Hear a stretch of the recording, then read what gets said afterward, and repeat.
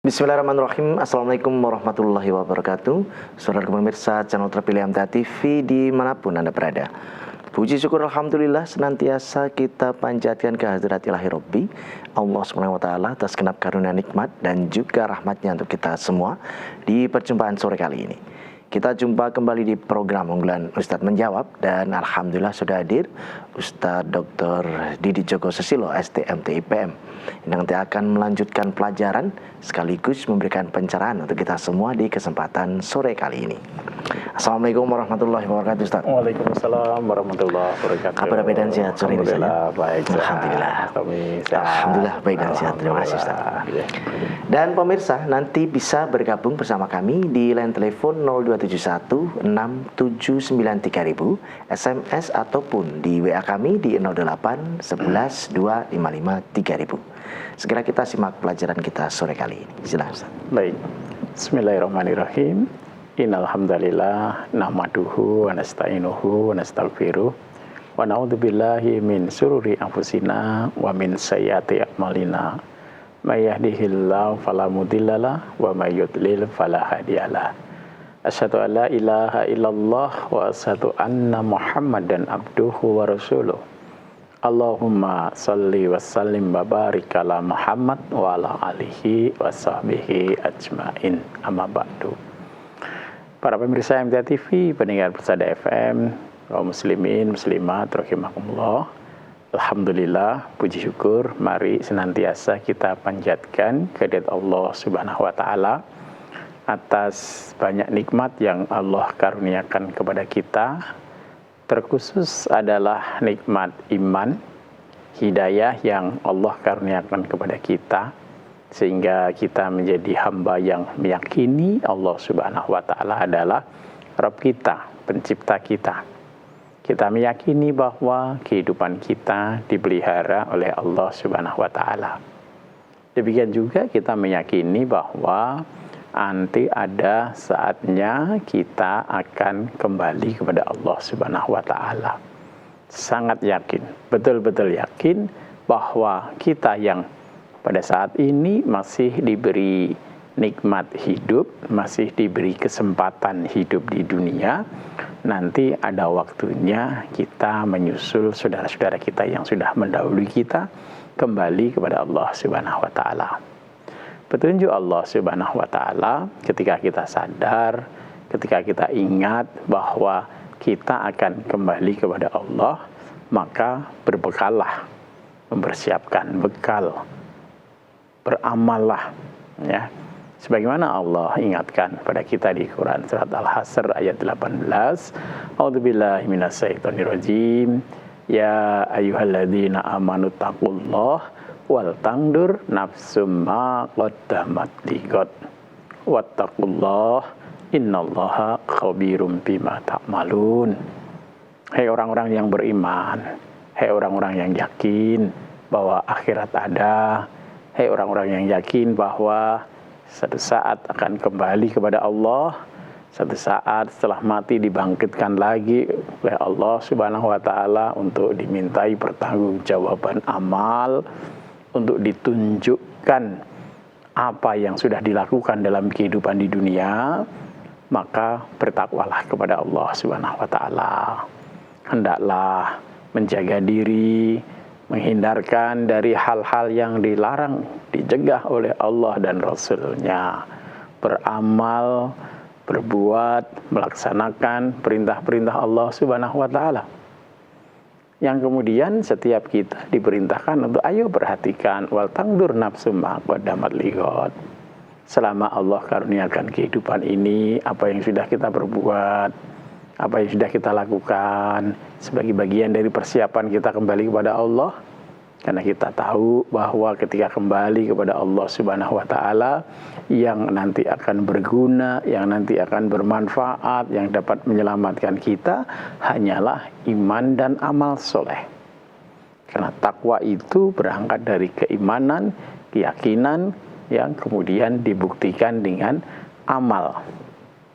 Maka setiap kita Allah perintahkan untuk bertakwa, Allah perintahkan untuk memperhatikan amalnya, dan dua hal itu tidak bisa dipisahkan. kalau kita beriman, kalau kita yakin bahwa nanti ketika kembali kepada Allah Subhanahu wa taala ada balasan kebaikan di jannahnya Allah, ada balasan keburukan di nerakanya Allah, mengapa kemudian kita tidak beramal, kan begitu? Mengapa kemudian ketika dalam kehidupan ini kita hanya berpikir untuk kesenangan hidup kita di dunia, untuk hal-hal yang sifatnya keduniaan semuanya, melupakan bagian kehidupan kita di akhirat kelak? Bukankah Allah Subhanahu wa taala mengingatkan bahwa apa yang ada pada kita dalam kehidupan di dunia ini nanti akan rusak? Ya, wa ma indakum yanfadu. Bahwa apa yang ada kita miliki saat ini ya dari kehidupan dunia itu pasti ada saatnya binasa. Binasa dalam makna kita tinggalkan atau apa yang kita miliki meninggalkan kita. Semuanya gitu loh. Pangkat, jabatan tidak lama ada kita pada kita. Kita sandang tidak lama begitu. Harta yang kita miliki tidak lama kita miliki gitu. Apakah harta itu yang kemudian meninggalkan kita karena satu hal, misalkan ketika kemudian ada bencana, ada kehilangan dan seterusnya, atau kita yang kembali kepada Allah sehingga meninggalkan harta yang selama ini kita kumpulkan, ya kita cari sebanyak-banyaknya begitu, sementara kita lupa untuk beramal gitu. Maka bagi yang yakin, hamba-hamba Allah yang beriman akan adanya hari akhir, maka tentu kemudian betul-betul mempersiapkan bekal amal solehnya. Betul-betul membuktikan imannya dengan amal soleh. Amal soleh tentu dengan memanfaatkan potensi yang Allah anugerahkan pada kita. Wabtagi fima atakallahu daral akhirah. Carilah pada apa yang dikaruniakan Allah kepadamu, kesenangan, kebahagiaan negeri akhirat. Karena orang yang beriman meyakini bahwa Allah janjikan dua kebahagiaan, dua kesenangan. Satu kesenangan di dunia, dua kesenangan di akhirat. Manusia yang hidup di dunia ada sebagian yang berpikir, berusaha untuk meraih kesenangan di dunia ini saja. Ya, tidak memikirkan apa yang terjadi nanti setelah mati karena dia berkeyakinan bahwa ketika mati urusannya selesai. Dan nggak ada itu dibangkitkan lagi, nggak ada itu nanti hari perhitungan amal, nggak ada. Yang ada adalah yang ketika di dunia ini. Kalau ketika di dunia, maka tentu kesenangan, kebahagiaan yang dicari ya semuanya yang serba lahiriah, kedudukan, harta, ya, nama besar, nah seperti itu gitu. Nah yang pengen-pengen seperti itu pun juga oleh Allah dikatakan nu'tihi minha, diberi juga gitu.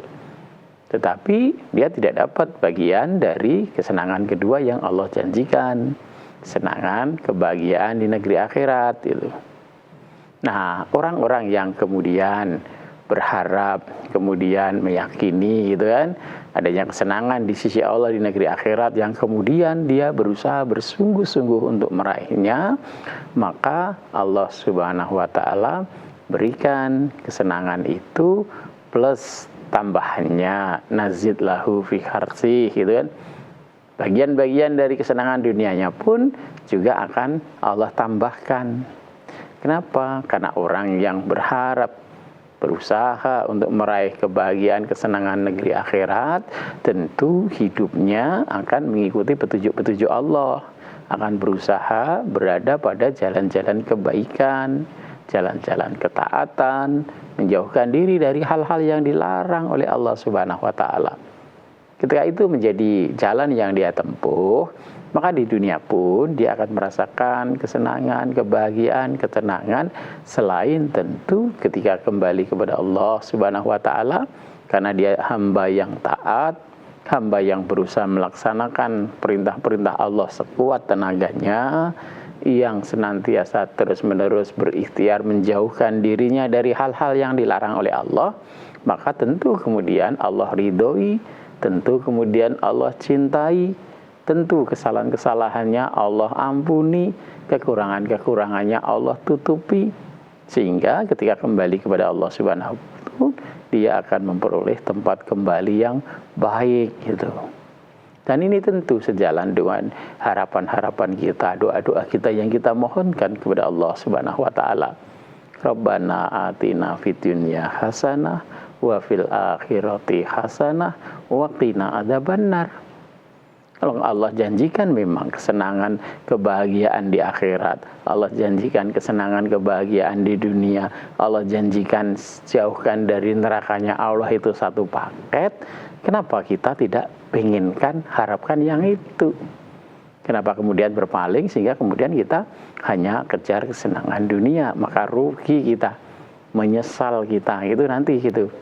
Ketika kita kembali kepada Allah kemudian terbuka apa yang selama ini gaib, tidak terlihat dalam panca indera kita di dunia ini, ketika kemudian saatnya kita kembali kepada Allah terbuka. Padahal kita belum siapkan, rugi gitu. Maka supaya tidak menjadi orang yang rugi, betul-betul nikmat yang Allah masih karuniakan kepada kita kehidupan ini, kita bawa untuk mencari kesenangan negeri akhirat. Yang insya Allah kalau itu yang menjadi tujuan utama kita, maka Allah tambah kesenangan di dunia. Nazid lahu fi harsih. Sehingga mudah-mudahan kita semuanya yang di setiap saat, setiap waktu berusaha untuk membaca petunjuk-petunjuk Allah, nanti kemudian akan ketemu, ini loh jalan yang kita harapkan, kita inginkan, yang seharusnya kita tempuh gitu. Senantiasa kita berada ke sana, maka Allah beri kecocokan, Allah beri kekuatan kita semakin yakin dengan amal-amal yang semakin bertambah, maka keyakinan kita juga akan semakin kokoh, keimanan kita semakin kokoh, kecintaan kita kepada jalan-jalan Allah semakin kuat. Mudah-mudahan Allah senantiasa bimbing kita untuk menjadi hamba-hamba yang bertakwa. Demikian, mudah-mudahan bermanfaat untuk kita semua. Ya. Baik pemirsa, kami harapkan Anda bisa bergabung bersama kami. Kami persilakan di line telepon 0271-679-3000, SMS ataupun di WA kami persilahkan di 08-11-255-3000. Namun sebelumnya kita akan simak beberapa informasi dalam rangkaian Ganjar Pariwara berikut ini. Baik, saudara pemirsa channel terpilih MTA TV dimanapun Anda berada, terima kasih Anda masih setia bersama kami, khususnya di Ustadz Menjawab sore hari ini. Kami persilakan di line telepon 6793000 ataupun SMS dan WA kami di 08-11-255-3000. Yang di line telepon terlebih dahulu, halo, assalamualaikum. Halo, assalamualaikum. Halo, assalamualaikum. Waalaikumsalam warahmatullahi wabarakatuh. Ya, dengan siapa, di mana Bapak? Dengan Pak Hadi di Palembang. Silakan Pak Hadi. Ya, terima kasih. Assalamualaikum warahmatullahi wabarakatuh, Ustaz. Waalaikumsalam warahmatullahi wabarakatuh. Ini Ustaz, saya menanyakan tentang bacaan amin dalam Fatihah. Imam sholat di tempat saya itu kalau baca Fatihah sampai kalimat salat dolin ada tambahan Robi Wili Wadi Hidayah.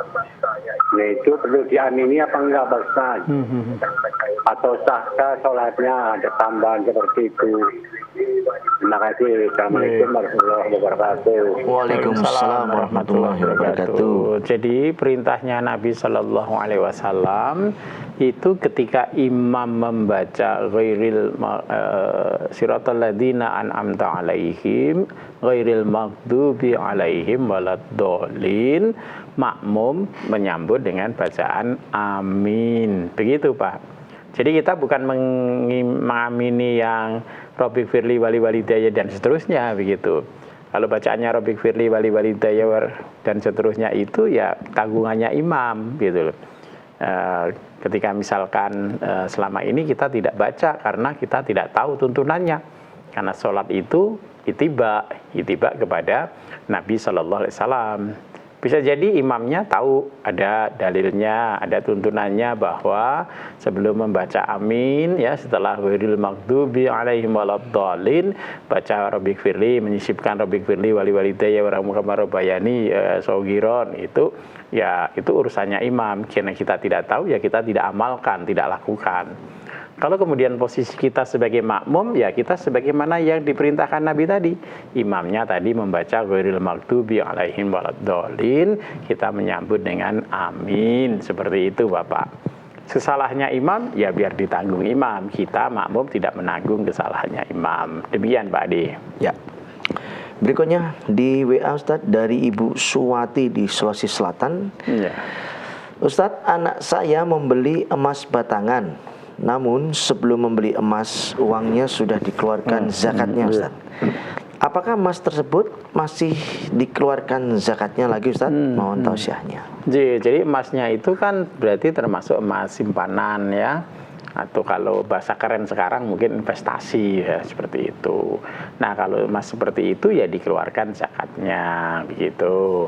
Artinya kayak seperti barang modal ya gitu, karena investasi, tabungan, simpanan seperti itu dikeluarkan zakatnya sekali ya. Kemudian nanti ketika berganti tahun, 1 tahun dan seterusnya diperhatikan nilainya, karena emas simpanan itu ada perubahan nilai begitu. Misalkan kalau tahun ini kalau dikonversi ketika kita memperoleh emas tersebut misalkan 10 juta, misal ya 10 juta, nanti mungkin tahun berikutnya nilainya sudah tidak 10 juta gitu. Bisa 15 juta, bisa 20 juta dan seterusnya seperti itulah nanti kelebihannya itu juga dizakati. Demikian Bu Suwati. Ya, kami berikan kesempatan di line telepon kembali. Halo, assalamualaikum. Halo, assalamualaikum. Halo, assalamualaikum. Halo, waalaikumsalam warahmatullahi wabarakatuh. Ya, dengan siapa di mana Bapak? Halo. Oh, terputus ya. Baik, kita lanjutkan yang ada di WA kembali saja. Dari Ibu Siti di Banjarnegara. Mohon tausiahnya Ustaz, dari masalah kami. Kami berumah tangga dengan keadaan yang menyimpang Ustaz. Maaf, suami menekan saya untuk berhutang dan mengurusi segala kebutuhannya. Akhirnya saya memutuskan untuk bercerai dan saya menjual semua aset untuk membayar hutang tersebut dan menyisakan sedikit untuk membeli rumah Ustaz. Apakah rumah yang saya miliki itu halal Ustaz? Saat itu suami meninggalkan saya dan anak-anak. Demikian. Berarti sekarang suaminya sudah nggak ada ya, tidak pergi. Jadi kalau misalkan dalam ya mudah-mudahan Ibu beri kekuatan ya untuk memperbaiki yang sekarang sudah tadi dikatakan kondisinya tidak baik begitu. Jadi mestinya dalam rumah itu kan Allah berikan tanggung jawab kepada para laki-laki sebagai kepala keluarga gitu.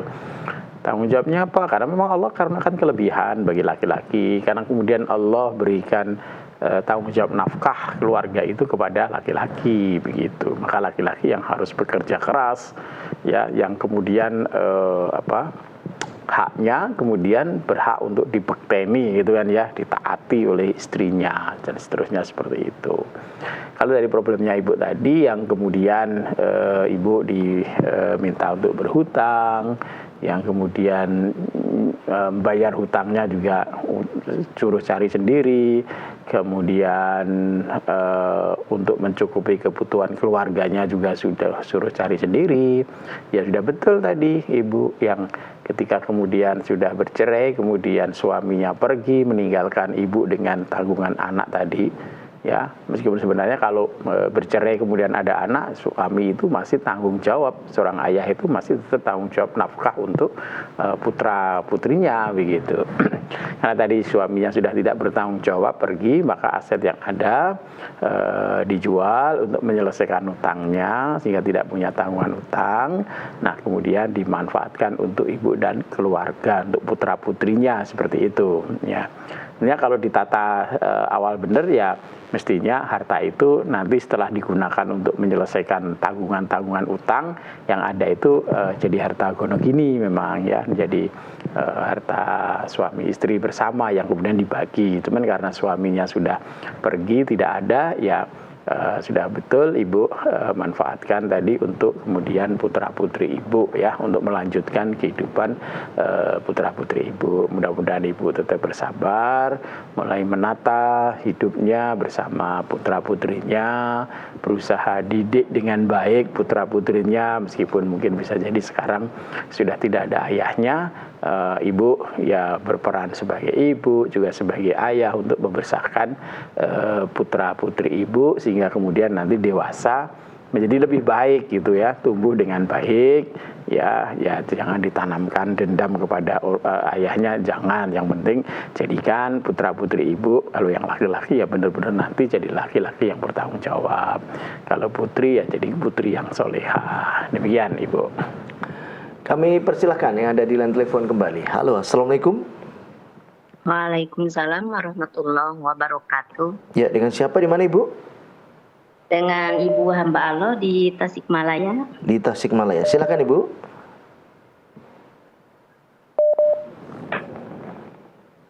Ya, silakan Ibu. Halo, assalamualaikum Ustaz. Waalaikumsalam warahmatullahi wabarakatuh. Saya mau nanya Ustaz, Ji. kalau arti al-ujroh biqadril masakoh dengan Bisa diulangi, jajam Bu? bimakanu ya'malun. Bisa diulangi Bu, pelan-pelan. Kalau arti al-ujroh biqadril masakoh dengan artinya sama dengan jazaam bimakanu ya'malun. Coba minta penjelasan. Ya, demikian ya, Bu. Bisa dua enggak? Ya. Kalau yang belakang saya bisa nangkep tadi. Jaza bima kanu ya'malun ya. Kalau yang depannya Ya. apa tadi? Al-ujroh biqadril masakoh. Oh, ya. Sama enggak artinya? Yang keduanya, Islam tidak bisa berdiri dengan sendirian. Bagaimana saya sendirian di sini mengikuti as-sunnah dan mengikuti kajian MTA, aktif sekali saya setiap ada kajian MTA selalu mengikuti di TV. Bagaimana untuk saya ini sendirian gitu, nggak ada teman, ngaji sendiri gitu, tidak ikut kajian-kajian di daerah saya yang tidak di saya tidak belum adanya perwakilan penting ya. sekali gitu. Banyak yang berbedanya sama kajian di MTA dan di as-sunnah. Lalu saya meninggalkannya dan mengikutinya as-sunnah dan MTA. Itu bagaimana minta solusinya untuk diri saya itu? Ya. Itu saja Ustaz. Assalamualaikum warahmatullahi wabarakatuh. Waalaikumsalam warahmatullahi wabarakatuh. Baik Ibu, mudah-mudahan Allah karuniakan istiqomah Ibu ya, dalam kesendirian masih tetap berpegang kepada Al-Quran, As-Sunnah, berusaha agar hidupnya sesuai Quran dan Sunnah ya. Jadi tadi ya yang disampaikan tadi bahwa kita itu memperoleh balasan ya. Kalau ujroh itu ya biasanya balasan-balasan yang sesuatu yang kita kerjakan ya, kita perbuat, kita amalkan, atau kalau kerja ya hasil pekerjaan kita ya, nanti kita itu memperoleh balasan, memperoleh reward itu ya sesuai dengan yang kita kerjakan gitu loh. Jadi kita tidak akan memperoleh apa yang dikerjakan orang lain gitu. Ya, tadi jazaa'an bima kanu ya'malun. Jadi Allah juga memberi balasan kepada kita itu adalah apa yang kita perbuat, apa yang kita amalkan. Bukan orang lain yang berbuat kemudian kita yang memperoleh amalnya, memperoleh hasilnya. Ketika kita kemudian beramal dengan amal yang ambil yang ringan-ringan saja, ya balasannya ringan-ringan saja gitu. Tetapi kalau kita kemudian beramal, berbuat istitoah dengan sekuat tenaga kita, yang maksimal kita bisa, ya tentu kemudian Allah beri balasan yang maksimal gitu. Ya, jadi Allah sudah tetapkan man amila sholihan falinafsih wa man asa'a fa'alaiha. Barang siapa yang berbuat baik ya untuk dirinya. Kalau berbuat buruk, ya dia juga yang akan memperolehnya. Jadi balasan yang kita peroleh itu adalah apa yang kita amalkan. Nah, kalau kita tidak beramal, tidak berbuat, ya Allah Subhanahu wa taala tidak akan beri balasan pada kita gitu loh. Nah, jadi kalau kita berharap jannahnya Allah, ya kita beramal, berbuat sebagaimana petunjuk Allah, mastata'tum, sekuat tenaga kita. Maka nanti Allah beri balasan. Jadi Islam ini bukan agama khayalan, ya agama hanya angan-angan saja tanpa beramal. Enggak, itu loh. Islam itu agama keyakinan dan amal. Maka kita lihat di dalam banyak surat-surat di dalam Quran bahwa yang memperoleh kebaikan, yang memperoleh kabar gembira di sisi Allah Subhanahu wa taala adalah alladzina amanu wa amilus solihat, yaitu orang-orang yang beriman dan beramal soleh. Maka balasan-balasan yang Allah berikan nanti di jannahnya Allah mesti karena bima kanu ya'malu, disebabkan apa yang mereka perbuat. Nah, kesempatan berbuat bagi hamba Allah adalah ketika Allah beri kesempatan kita hidup di dunia. Begitu kita sudah dipanggil kembali kepada Allah, ya, maut datang pada kita, sudah tidak ada kesempatan lagi untuk beramal soleh. Sudah selesai masa beramal solehnya. Akhirat itu nanti adalah masa kita memperoleh balasan dari amal kita. Maka hari akhirat kadang-kadang disebut Yaumuddin, hari balasan, hari agama, seperti itu. Maka Ibu, jadi kalau bahasa kita sekarang itu, kalau misalkan kita bekerja, ya upah itu sesuai dengan apa yang kita kerjakan. Balasan di sisi Allah, misalkan nanti kebahagiaan, kebaikan-kebaikan di surga pun juga akan Allah berikan sesuai dengan amalan kita, gitu loh. Kalau amalnya betul-betul di jalan Allah, mastata'tum, ikhlasnya luar biasa, kesungguhannya luar biasa, tentu tinggi sekali nilainya di sisi Allah Subhanahu wa taala. Kalau kita dalam beragama nyantai-nyantai saja, ya apa namanya, biasa-biasa saja, lah tentu balasannya juga biasa-biasa saja begitu. Jadi balasan-balasan yang Allah berikan pada kita ya disebabkan karena kita beramal. Ya, beramal atas petunjuk Allah Subhanahu wa taala, beramal mengikuti petunjuk Allah, beramal di jalan-jalan yang ditunjukkan oleh Allah. Nah, insya Allah kita akan memperoleh ujroh, kalau jaza, balasan dari Allah Subhanahu wa taala. Demikian Ibu. Ya, kemudian yang kedua, ya memang di Tasik kita belum punya perwakilan ya. Setahu saya yang agak dekat pembinaannya itu ada di Garut ya, tapi saya lupa itu di Garut di daerah mana begitu. Nah mungkin itu informasi-informasi yang ada di TV kita itu kalau ada nomor-nomor kontaknya nanti bisa sambung ya. Kalau Tasik ya paling dekat ke Garut atau ke Ciamis ya. Kalau Ciamis juga sudah ada pembinaannya di sana begitu. Tetapi dalam kesendirian Ibu, insya Allah ya berusaha beramal sebagaimana tuntunan Quran, tuntunan Sunnah, maka Ibu insya Allah memperoleh nilai yang jauh lebih tinggi. Ya, memang agama Islam itu mestinya diamalkan secara bersama, atau sebagaimana yang sahabat Umar radhiyallahu anhu sampaikan, la islama illa bil jamaah.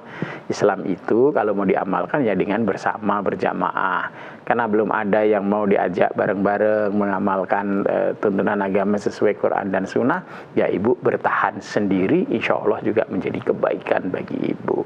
Insya Allah mudah-mudahan dengan kekuatan yang Ibu jaga untuk tetap senantiasa konsisten melaksanakan Quran dan Sunnah, Allah beri balasan jaza yang lebih baik. Demikian Ibu. Ya. Masih ada kesempatan di line WA kami bacakan kembali Ustaz dari Bapak Supriyono di Batang. Mohon tausiahnya Ustaz, kalau sholat jamaah bacaan imam sir, maka sebagai makmum apakah wajib hukumnya baca Al-Fatihah sendiri ataukah cukup ikut imam saja Ustaz, tidak usah membaca? Dan bagaimana kalau makmum terlanjur tidak membaca Al-Fatihah sendiri? apakah harus sujud sahwi atau bagaimana, Ustaz? Iya, jadi kaitannya dengan ini tadi imamnya sir ya. Ya. Kalau imamnya sir ya kita baca sendiri gitu kan. Yang ada khilaf kan ketika imamnya jahar kan gitu. Ketika imamnya jahar ada yang berpendapat makmum dia mendengarkan karena bacaan imam jadi bacaan makmum. Ada yang makmum mendengarkan kemudian baca. Ada yang kemudian imam baca, makmum baca, seperti itu. Tapi kalau tadi konteksnya adalah bacaan imamnya sir, ya wajib makmum baca Al-Fatihah sendiri gitu. Karena Nabi bersabda la sholata liman lam yaqra bi Fatihatil kitab. Tidak ada sholat bagi orang yang tidak membaca Al-Fatihah gitu. Makmum tidak mendengar bacaannya imam ya kemudian membaca sendiri. Kalau kemudian sudah terlanjur tidak baca ya istighfar mohon ampun kepada Allah, sudah lewat sholatnya ya. Mau sujud sahwi sendiri imamnya nggak sujud sahwi, imamnya sudah benar gitu kan. Mudah-mudahan diampuni oleh Allah. Dan kalau merujuk kepada hadis Nabi SAW, kalau makmum salah ya ngikuti imamnya kan seperti itu gitu. Jadi sudah terlanjur sholatnya sudah lewat ya. Lain kali kalau kan sholat yang di kita kan sudah biasanya kan normalnya begitu. Kalau sholat duhur, asar imamnya mesti baca Al-Fatihahnya sir, biasanya begitu di 4 rakaatnya itu. Kalau sholat subuh biasanya imamnya Al-Fatihahnya sama suratnya jahar. Kalau kita mendengar maka diam dengarkan gitu, karena di surat Al-A'raf itu wa idza quri'al Qur'an fastami'u lahu wa ansitu. Kalau dibacakan Quran, dibacakan imam baca Al-Fatihah, baca surat, maka dia mendengarkan. Salat maghrib di rakaat pertama kedua, salat isya di rakaat pertama kedua ya, imam bacanya jahar biasanya gitu. Nanti di rakaat yang membaca sir, makmum membaca sendiri. Demikian Pak Priyono di Batang. Di Batam ya. Kembali di line telepon kami persilakan. Halo, assalamualaikum. Halo, assalamualaikum. Assalamualaikum. Ya, dengan siapa di mana Bapak? Ini dari Pak Samsi. Oh ya Pak Samsi, silahkan. Ya, Assalamualaikum Pak Ustaz. Waalaikumsalam warahmatullahi wabarakatuh. Ini Pak, saya mau tanya. Saya pernah mendengar bahwasanya kalau kita memasak, kalau kita bau masakan, kita harus mengantarkan ke tetangga ya Pak ya. Kalau tidak kan berdosa.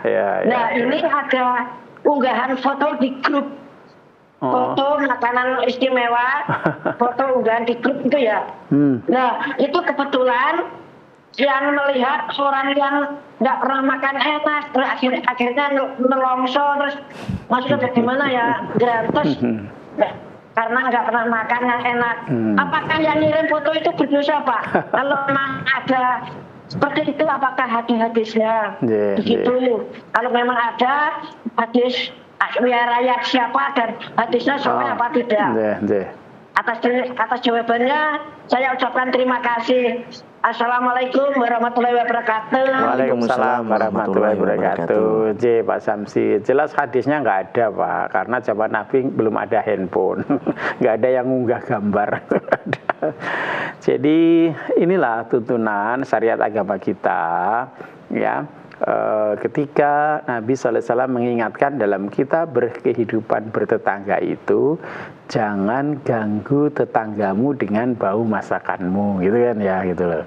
Jadi ketika kita masak, baunya sedap, enak, yang mungkin kemudian misalkan apa itu, sambal terasi gitu kan ya, baunya kemana-mana sehingga tetangganya tercium, kemudian waduh sementara dia lapar begitu, maka afdolnya tentu Nabi SAW mengajarkan kepada kita, ayo kalau kita punya rezeki lebih, masak juga lebih ya, bagi kepada tetangganya. Maka kan di satu hadis lain juga Nabi mengingatkan kalau masak diperbanyak kuahnya supaya kita bisa berbagi. Maka inilah jiwa dari firman Allah, orang yang beriman itu, orang yang bertakwa itu, alladzina yunfikuna fi syara'i wad dharra. orang yang senang menafkahkan hartanya baik di waktu lapang maupun sempit. Kemudian hadis Nabi sallallahu alaihi wasallam, yadil ulya khairum yadis sufla, tangan yang di atas lebih baik daripada tangan di bawah. Ini semuanya mengajarkan kepada kita supaya senang memberi, senang berbagi. Itu jiwa atau karakter kita sebagai orang yang beriman, orang yang bertakwa. Ruhnya ke sana, Pak Samsi, gitu ya. Jadi kalau kemudian tadi di HP, di grup misalkan, grup bertetanggaan. Nah, itu mengunggah masakan enak tujuannya apa, gitu kan? Kalau tujuannya dagang ya silakan saja itu ya. Kan ada yang usaha kuliner, catering ini sama masaknya gini, itu memang jual beli gitu. Kalau jual beli ya enggak apa-apa, silakan saja.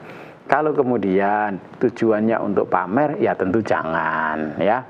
Misalkan saya ini punya duit banyak ini, saya makannya enak-enak ini, saya posting ini makan saya enak-enak gitu. Nah itu tentu pamer riak yang model-model seperti itu dalam agama kita tidak diperkenankan ya. Ada saudara kita yang masih kekurangan dan seterusnya, tentu kemudian itu menjadikan hubungan yang tidak baik, maka dihindari. Kalau tadi posting-postingnya adalah untuk promosi dagangannya, karena memang dia usaha catering, karena dia memang menjual makanan itu ya tentu tidak mengapa gitu loh. Nah kalau yang kemudian ada orang menjual makanan kemudian kita pengen tapi nggak kuat beli gitu ya sabar, jangan kemudian disalahkan yang jual. Ini kamu ngapain pamer-pamer? Oh bukan pamer, kata memang promosi jualannya, promosi dagangannya gitu. Ya. Tapi kalau tadi niatnya posting itu untuk mameri saya lu makannya enak-enak gitu kan ya. Nah seperti itu ya tentu bagi seorang mukmin, seorang muslim tidak perlu seperti itu, tidak boleh seperti itu. Kalau misalkan Allah karuniakan kita kelebihan sehingga kita bisa menikmati makanan yang lezat, enak, bersyukurlah kepada Allah Subhanahu wa taala. Kemudian satu bentuk syukurnya adalah coba perhatikan saudara-saudara kita yang masih dalam kekurangan, tolonglah, bantulah gitu. Seperti itulah karakter seorang mukmin, seorang muslim. Tidak sekedar mamer-mamerkan kesuksesannya, mamer-mamerkan kekayaannya, mamer-mamerkan kelezatan makanannya, tentu tidak ya. Karena apa? Karena mukmin, muslim itu saling bersaudara. Kalau ada saudaranya yang susah, ya kita coba berusaha berikhtiar untuk membantu menyelesaikan kesusahan saudara kita ya. Jangan kemudian tambah disiksa dengan supaya melihat bahwa oh saya makanannya lezat-lezat gini ya gitu ya. Jadi kalau postingnya tadi untuk apa begitu. Kalau memang untuk tadi promosi jualan ya tidak apa-apa. Tapi kalau postingnya hanya untuk pamer ya tentu tidak boleh. Demikian Pak Samsi. Ya. Baik, kami susulkan ya informasi untuk Ibu tadi yang penanya di telepon yang ada di Tasikmalaya ya. Ini ada informasi dari saudara-saudara kita mustami yang ada di Tasikmalaya ini. Jadi Ibu di sana semoga masih mendengar ataupun menyaksikan ya. Kelompok pengajian mustami atau pendengar MTA di Tasikmalaya, alamatnya Ibu di Kampung Timbul Sari, Desa Karangsembung, RT 2 RW 5, Kecamatan Jamanis, Kabupaten Tasikmalaya. Hari kajiannya di setiap hari Sabtu pukul 13.00 hingga 15.00, selesai di waktu sholat asar tiba Ibu. Atau bisa menghubungi Bapak Asep, kelompok pengajian mustami MTA Tasikmalaya Ibu di 0821 2999, 9-nya 3 kali, 5302. Bisa menghubungi Bapak Asep di 0821 2999 5302. Alamatnya saya ulangi Bu, siapa tahu udah familiar dengan alamatnya. Kalau di nomor telepon mungkin terlewatkan. Di Kampung Timbul Sari, Desa Karangsembung, RT 2 RW 5, Kecamatan Jamanis, Kabupaten Tasikmalaya, setiap hari Sabtu pukul 13.00 hingga asar. Demikian, semoga bisa dicatat oleh Ibu yang ada di Tasikmalaya tadi. Alhamdulillah. Baik Ustaz, kami sampaikan terima kasih atas pelajaran tausiahnya sore kali ini. Kita nantikan pelajaran berikutnya insya Allah. Assalamualaikum warahmatullahi wabarakatuh. Waalaikumsalam warahmatullahi wabarakatuh. Baik saudaraku pemirsa channel terpilih MTA TV dimanapun Anda berada, demikian tadi telah kita simak dan ikuti bersama program unggulan Ustadz Menjawab sore kali ini. Kita jumpa kembali di kesempatan mendatang. Saya Tommy Al-Faturi pamit undur. Alhamdulillahirrahmanirrahim. Subhanakallahumma wa bihamdika asyhadu alla ilaha illa anta astaghfiruka wa atubu ilaik. Assalamualaikum warahmatullahi wabarakatuh.